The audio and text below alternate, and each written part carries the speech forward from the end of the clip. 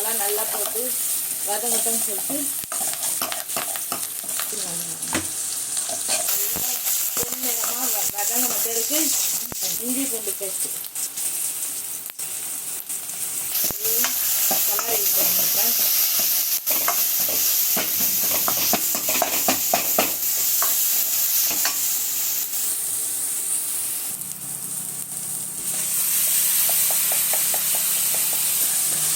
கலரிக்கலாம் போட்டுக்கலாம்.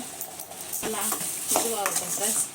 அப்படியே நல்லா வதங்கட்டும். நல்லா வதங்கணும் ஃப்ரெண்ட்ஸ்.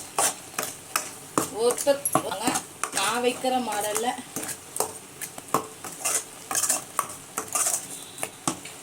நல்லா வதங்கிச்சுங்க நண்பர்களே. எனக்கே வைக்க தெரியாது. நான் மீன் கடைக்கார அக்கா கிட்ட கேட்டுன்னு வந்தேன் ஃப்ரெண்ட்ஸ். அவங்க தான் சொன்னாங்க இது மாதிரி வையுமா அப்படின்னு சொல்லிட்டு சொன்னாங்க. இதுதான் நான் கூட வைக்கிறது ஃப்ரெண்ட்ஸ். நல்லா தான் இருக்கும்னு நினைக்கிறேன். பாருங்க, வீடியோ பிடிச்சிருந்து இதில் எதனா மிஸ்டேக் எதனா இருந்துச்சுன்னா நீங்கள் இருந்துக்குன்னு சொல்லுங்கள், நான் கரெக்ட் பண்ணிக்கிறேன். கமெண்ட் பாக்ஸில் சொல்லுங்கள், சரிங்களா?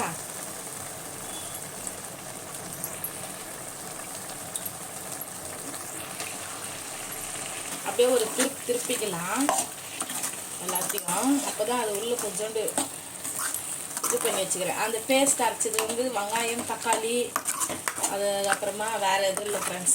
அரைச்சி ஊற்றி எனக்கே தெரியாது, அவங்க சொன்னதை நான் செஞ்சு வச்சுருக்கேன். கொஞ்ச நேரம் அப்படியே மூடி போட்டு வைக்கலாம். வீட்டில் அரைச்ச மிளகாத்தூள் ஃப்ரெண்ட்ஸ் அது போட்டுக்கலாம்.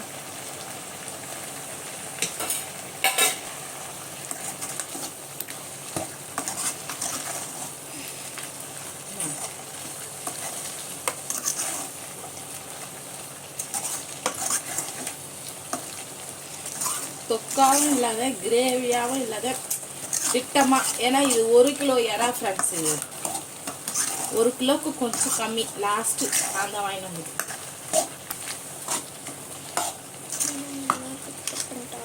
தேங்காய்லாம் அரைச்சி ஊற்றுந்து கலரிங்களாம்.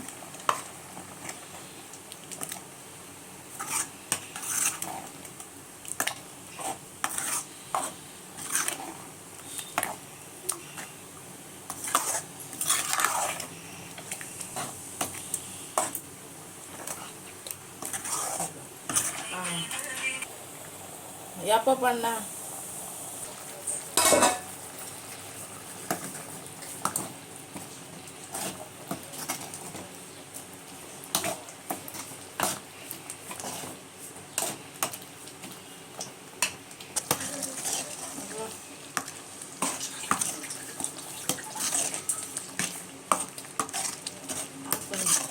Last minute friends.